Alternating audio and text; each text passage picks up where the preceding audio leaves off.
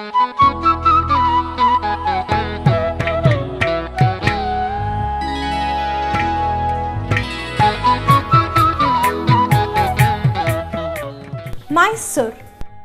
is the land of proud cultural city. Being a land of garden, it is attracting through its beauty and rare history. Now, it has attained glory as a great kingdom.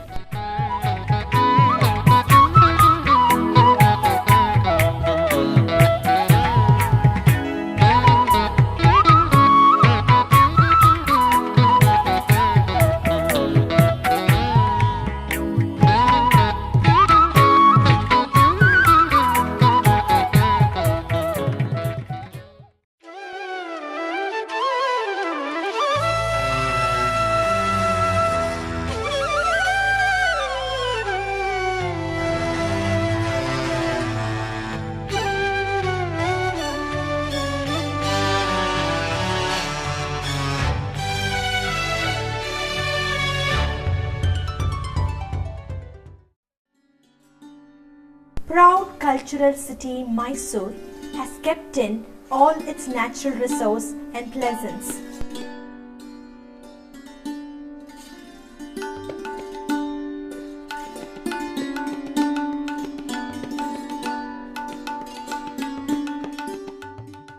It has the great tradition, and mostly because of this, it seems mighty goddess Sri Chamundeshwari has settled in Mysore.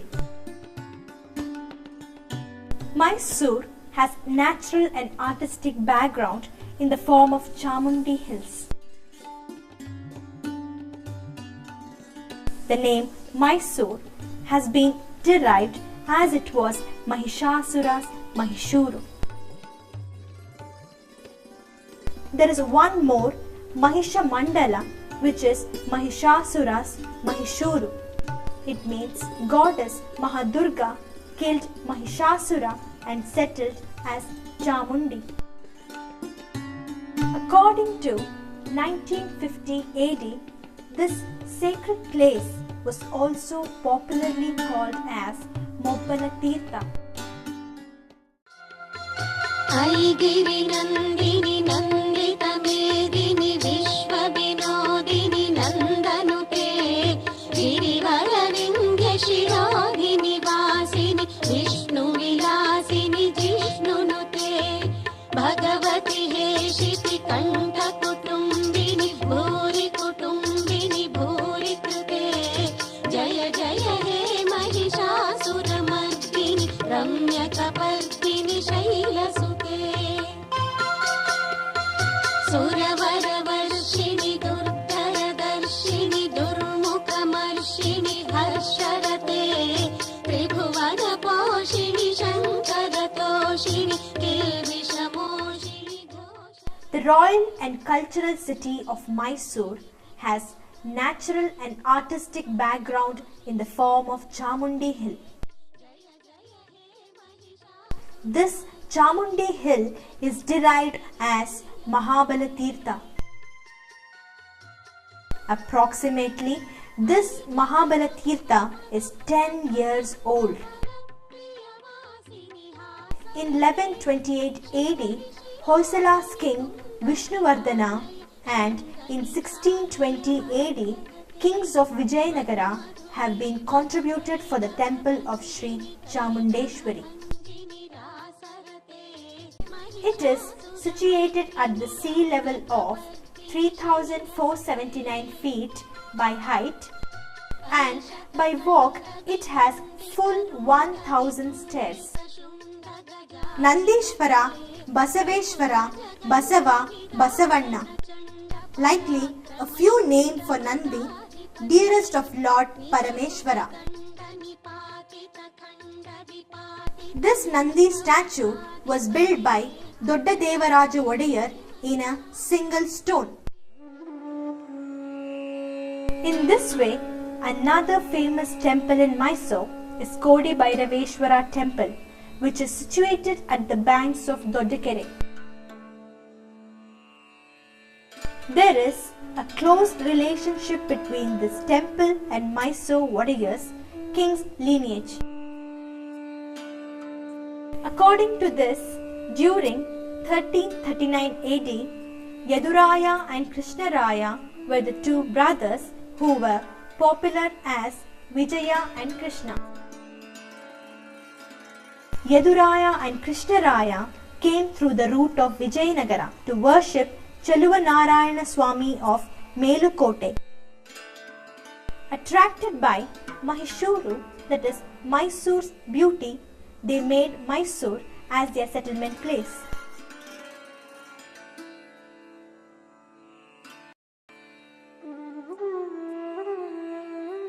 For the arrival of Jangama, they spent a night in Kodi Bhairaveshwara temple. In those days, Devarajammanni, who was the queen of a small province, had faced problems and critical situations. At that moment, a conversation during the dawn of their king, Chamaraja, was dead. Dalavai Maranayaka of Karugalli, in order to become a king, forced the queen of Chamaraja to get his daughter married to him. In a dream, the queen was instructed to send the royal priest to Kodi Bhairaveshwara temple to clearly explain the critical situation of the palace to these brothers by their family goddess Sri Chamundeshwari. Keeping him in dark and as if taking part in a wedding celebration, the queen went to a village just 25 kilometers away from Mysore called Hadinaru along with the royal priest, and there they killed Maranayaka and his followers. Princess Devarajammanni was married to Yaduraya.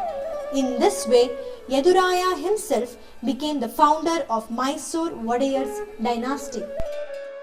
In 1578 AD, until Wadiyars came into prominence, Mysore state was under the control of small kings at the hands of Vijayanagara kingdom.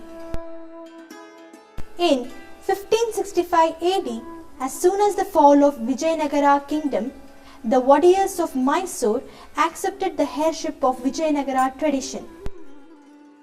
Until today, it has been continued. In 1610 AD, Wadiyar kings ascended the throne in all glory. At that time, Srirangapatna was the capital of Mysore.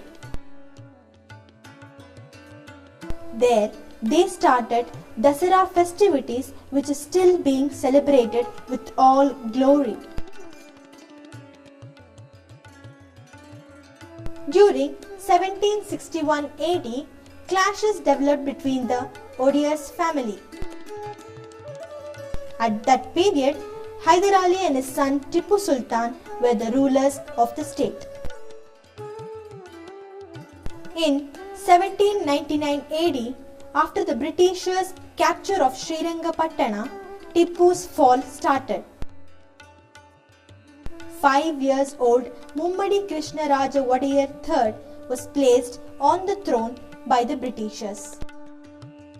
At the time of Princess Jayalakshamani's marriage in 1897 AD, unfortunately, the wooden palace was destroyed by fire. Luckily, John Burhood, the Lancer, had taken the photograph of that wooden palace. In order to restore the grandeur of Mysore Palace, the Maharani Vani Vilasa Sannidhana decided to build a new palace on the model and on the foundation of the old palace. The architectural plans by Mr. Henry Irwin, the architecture of Viceregal Lodge at Simla, and consulting architect with the government of Madras were approached. The construction was inaugurated in October 1897 and Mr. B.P. Raghavalu Naidu, the executive engineer, was placed in charge of the building works of the new palace. He had an extensive study of architecture design at Calcutta, Delhi and Agra to be incorporated in the new palace, which stands even today as a splendid edifice of his work and artistic ability. The construction of the palace was completed in 1912 at an aggregate outlay of rupees 42 lakhs. Two special features in the construction of this palace are noteworthy. Utilization of local materials as far as possible and adaptation of fireproof methods of construction, which was to be an essential feature of the new design.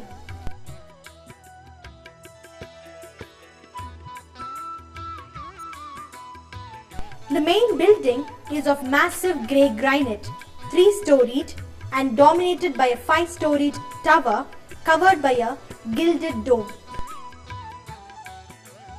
The tower is about 145 feet from the ground to the golden flag on its summit.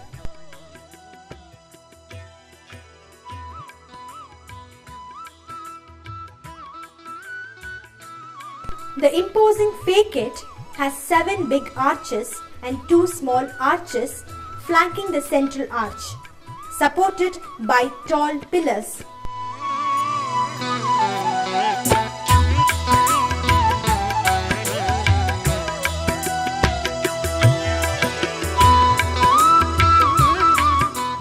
Above the central arches, as the parapet, has its sculpture of Gajalakshmi.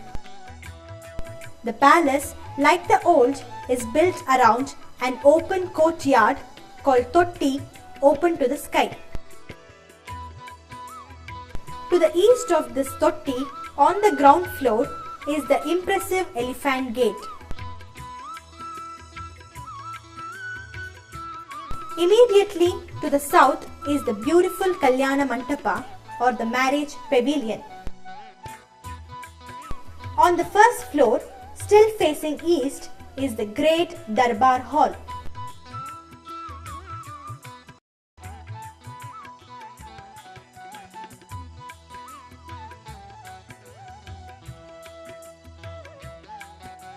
The vast open space in front of the palace with the planned garden that is being laid out adds charm and majesty to the entire structure. The fort has 5 entrances. The gates are all built in Indo-Saracenic style. The principal east gate, named Jayamartanda, has a stately and imposing appearance. The central archway measures 60 feet high and 45 feet soon. And this entrance was used for the movement of elephants and horses. The other entrances are Balarama and Jayarama Gate on the north.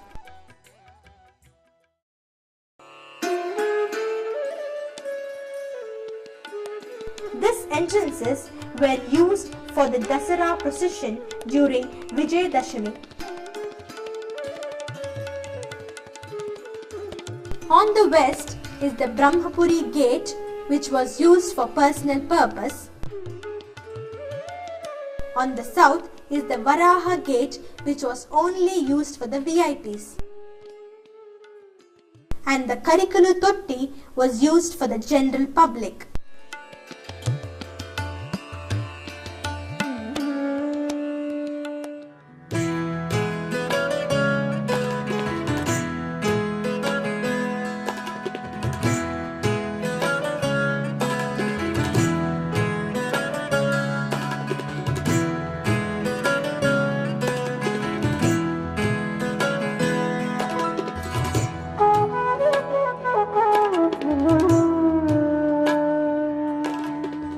The palace is known for its illumination.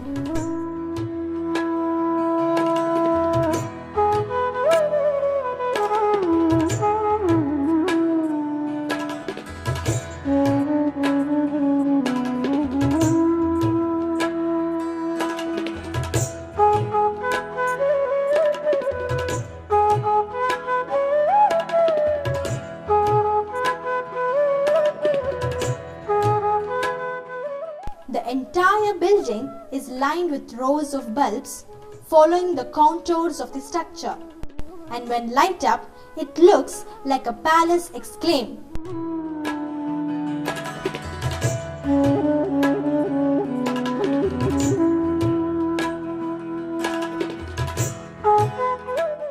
That the Mysore Palace has no comparison anywhere in the world and is very unique.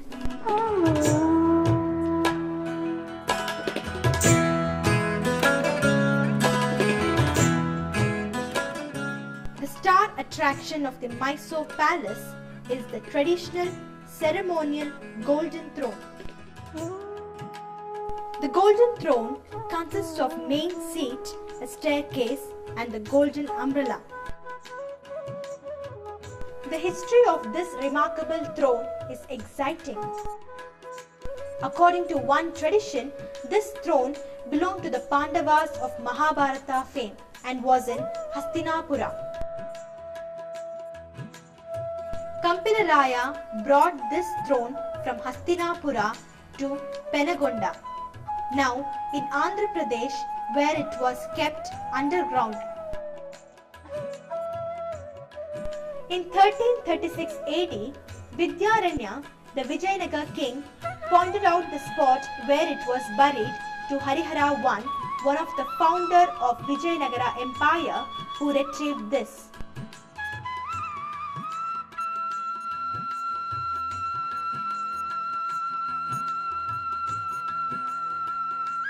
This auspicious throne was then used by the Vijayanagar kings at Anegundi for more than a century and a half.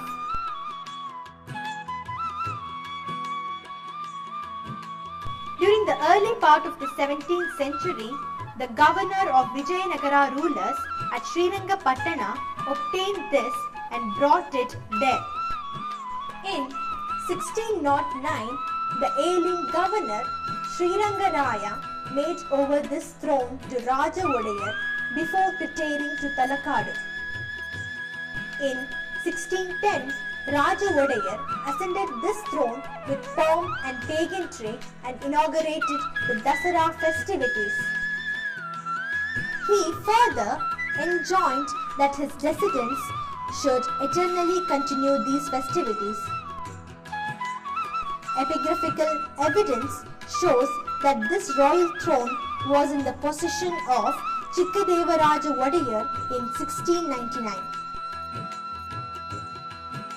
Further, historical records show that it was with the royal family till the time of Tipu Sultan.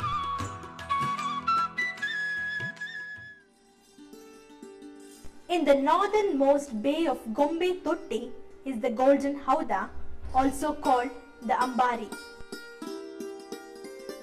The core of this howdah is a wooden structure in the form of a mantapa, which is covered with golden sheets having intricate designs consisting of scrolls, foliage and flowers. The existing finale for howdah, made of wood and painted in golden color, represents 5 kalashas.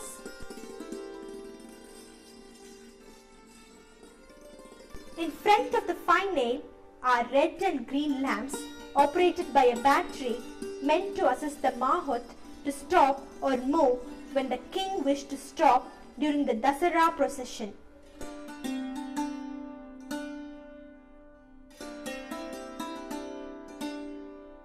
The howdah is bedecked with 2 ivory fly whisks which have fine ivory bristles tipped with jari.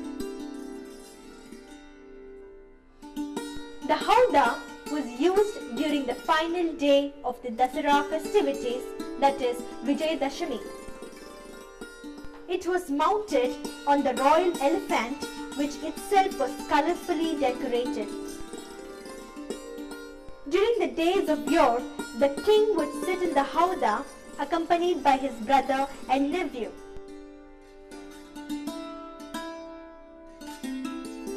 The last king of the Mysore royal family to sit in the golden howdah and go in procession during the Dasara festivities was Sri Jayachamarajendra's Wadiyar. The tradition of the Dasara procession continues even today, but the idol of preceding deity of the Mysore city, goddess Chamundeshwari, is taken in procession in the golden howdah.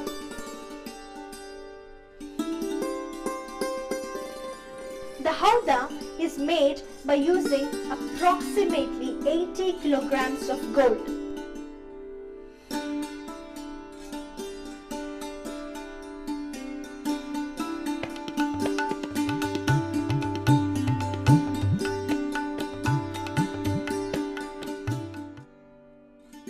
Lalita Mahal Palace.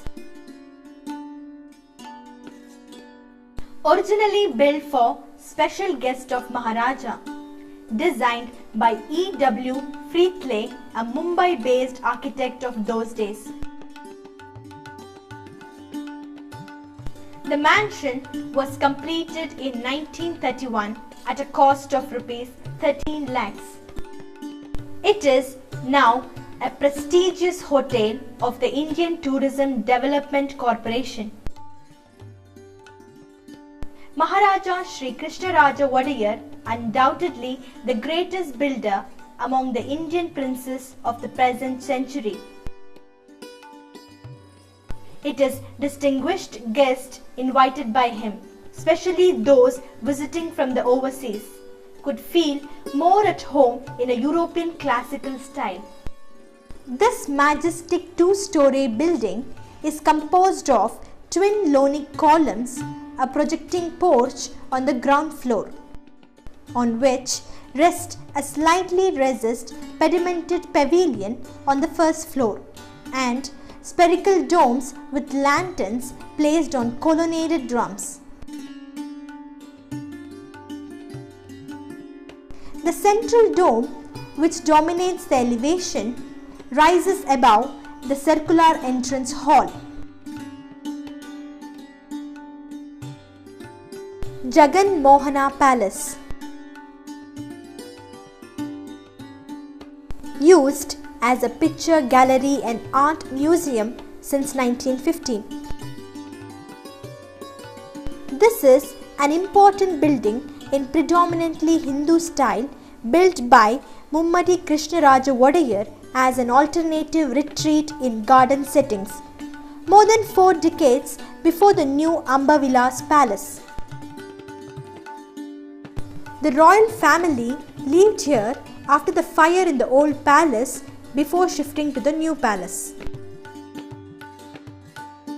The existing facade with the hall behind it was added in 1900 on the occasion of wedding of the young Prince Krishnaraja Wadiyar. This served as the avenue for formal events till the Darbar Hall, after the new palace was commissioned for such occasions and celebrations. The hall was also used for the annual meetings of the Representative Assembly of the Mysore State and the Convocation of the Mysore University. Chaluvamba Vilas. Built as a third Maharani Kumari's mansion in 1911. The building was housed by the Central Food Technological Research Institute since 1948. Its facade in the east is composed of a central set of twin towers flanking a semicircular block of grand columned corridors on the ground in the first floor. Focusing on a sill-housed crust of arched and mini pediment with a Hindu religious motif which supports the flagstaff. Vasanta Mahal. Originally built in 1842 as special schools for the education of princes,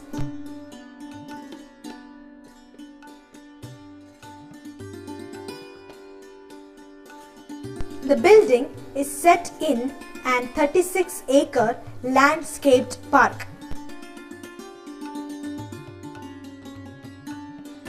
Silver Jubilee Clock Tower. The tower is among the monuments which came up during the Silver Jubilee rule of Maharaja Sri Krishnaraja Wadiyar IV. This 75 feet square tower is topped in an Indo-Sarsenic style. The curvy linear sajja lending a Rajasthani touch to the domed canopy which rests on an enclosed base just above the 5 feet diameter clock.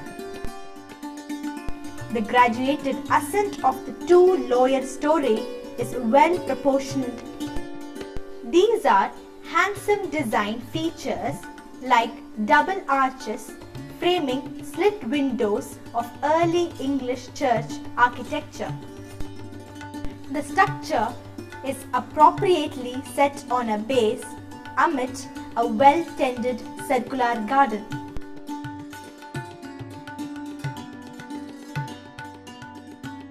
Krishnaraja Circle. Among the most recent essays in enhancing Mysore city's civic aesthetics, the circle has a statue of Maharaja Krishnaraja Wadiyar as its focal point.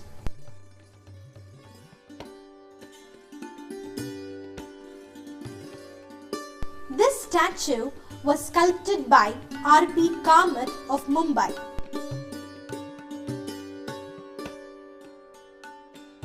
Chamarajendra Circle. The setting of this handsome marble statue of Maharaja Chamarajendra Wadiyar was erected in 1920, which is well laid out and spacious and shows the focal figure with much greater effect than the neighbouring statue circle. The statue, which shows the Maharaja in his knight, the greater commander of the Order of Star of India robes, was done by Robert W. Colton of the Royal Academy, who spent 3 months in Mysore making studies for the commission.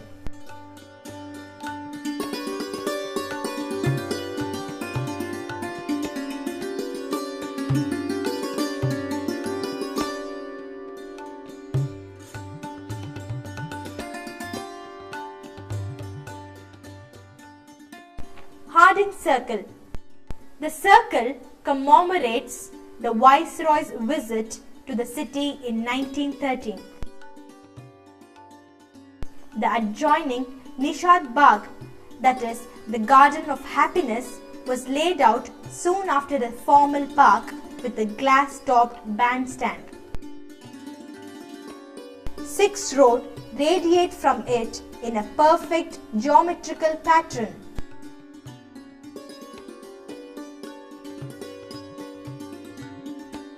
Crawford Hall. Corinthians grand columns, a heavy multiple molded entablature and a wide spanned plaster relief picture of Goddess Saraswati distinguish the central block of this 1947 vintage building. Flanking wings at 2 levels have contrasting details of balustraded and pierred parapets, Roman arches and Tuscan double columns. Maharaja and Yuvaraja College. Though built nearly 40 years back, the foundation stone of Maharaja College was laid on 27 November 1989 by the visiting Prince Albert. And the second structure of this campus, named Yuvaraja College, foundation stone laid by Dr. Sri Brijendranath Seal, Vice Chancellor of Mysore University, on 8th of August 1927. The two buildings are almost identical in the major stylistic features, thus providing a visual balance in the park setting. Maharani Science College. It was built in 1881 and named after Maharani Vani Vilasa Sannidhana. This is a structure of conspicuous European classical features of arcaded corridors and impossibly located pediments. An unusually ornamental parapet with a Boric Ricci overlooking pedimented portico runs all around. Chamarajendra Technical Institute. The foundation stone of this building, dedicated to Chamarajendra Wadiyar, was laid by Prince Albert in 1906. The building was completed in 1913 at a cost of Rs 2.5 lakhs. An elaborately composed structure in Regency style, the structure fails to get its due of visual appeal since it abuts the road, with hardly any foreground affording a view of the entire expanse. St. Philomena's Cathedral Church. St. Philomena's Cathedral Church, undoubtedly among the grand set churches in India. Its foundation was laid on 28 October 1933 in the classical perpendicular Gothic style by Maharaja Sri Krishnaraja Wadiyar. The cathedral's richly crafted exterior, multiple molded columns bisected by Corinthians capitals end in stately arches, which in turn guide the eye to vaults which springs from a sumptuous architecture converging 55 feet above the floor. The altar is set against arched screen of stonework which are in harmony with arched vertical lines and tapering walls of the structure.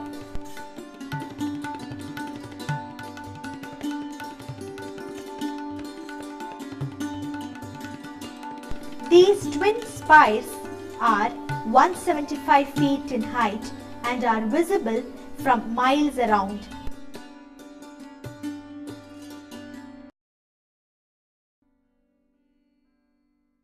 Krishnarajendra Hospital.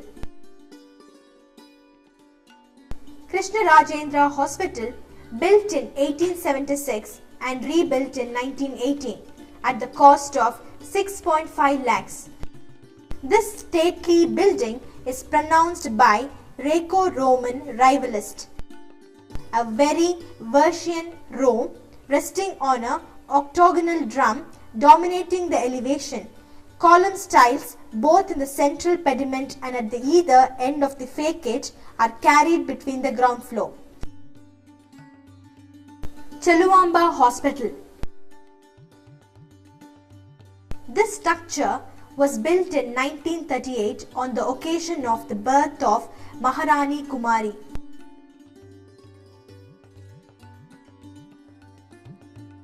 Another building with some timidly applied forward-looking touches, not in the classic textbook plain cut semicircular arches taught by the shallow square riches and RCC sajjas.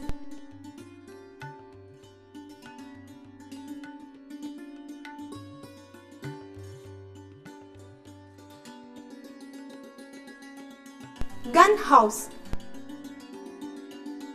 Originally built as gun shed, guard and office rooms around 1910. The sloping tiled roof of the central hall is lined with dormer windows. Segmented arched openings in front are framed with battlemented stonework in contrasting white. Zoological Garden.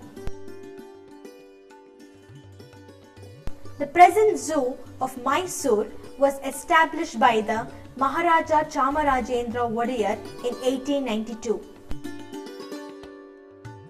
When he added a zebra and baboon purchased from Mr. Frank Brown's circus of Mumbai to the collection of some aquatic birds to tigers and bear.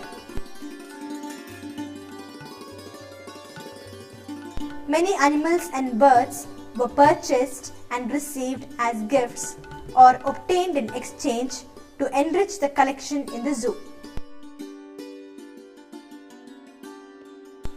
animals and birds, crocodiles and pythons were caught in the jungles of Mysore during shooting camps and handed over to the zoo.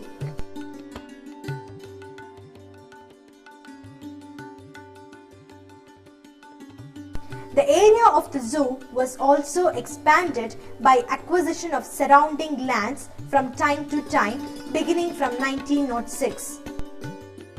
By the year 1927, the zoo covered an area of about 100 acres. Before Nalvadi Krishnaraja Wadiyar's rule, Dasara was not a state festival. As old Mysore was in the fort, it must have been a festival for royal people. Yet, it was not easy for them to participate in the private celebration at the palace. People could only see the Jambu Savari. That Kasa Darbar is practiced even today. This Darbar that goes on for 10 days from the 1st of Ashvayuja Shuddha is started through the worship of Sri Chamundeshwari in Amba Vilasa Hall. The king ascended the throne by keeping his sword beside him, which continues for 10 days from Padya to Dashami of Ashvayuja Shuddha Paksha. On 7th day of Navaratri, Saraswati Puja is celebrated in Belli Mantapa. On 8th day of Durgashtami and 9th day of Mahanavami, 38 weapons of king go on a procession to Someshwara temple surrounding the palace. Later, Wadiyars go in Belli Ratha towards Bhuvaneshwari temple, then follows procession to Banni Mantapa. There, puja is performed to Banni Mara with the royal sword, and the edge of Banni Mara is broken. It makes us a remembrance of Mahabharata, which ends Dasara.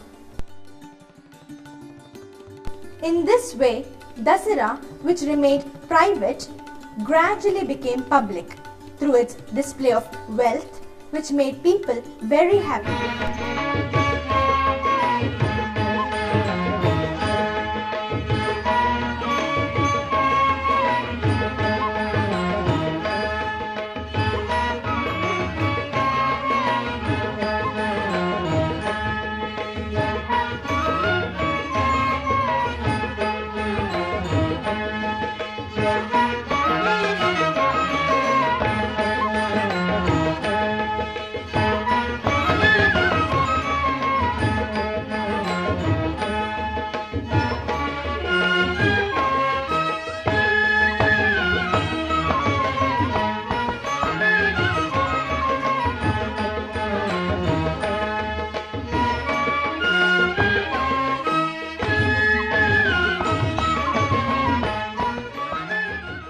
It not only displays King's cow elephant army, but also aims to be a resource person and a representative to make Dasara festival an iconic symbol.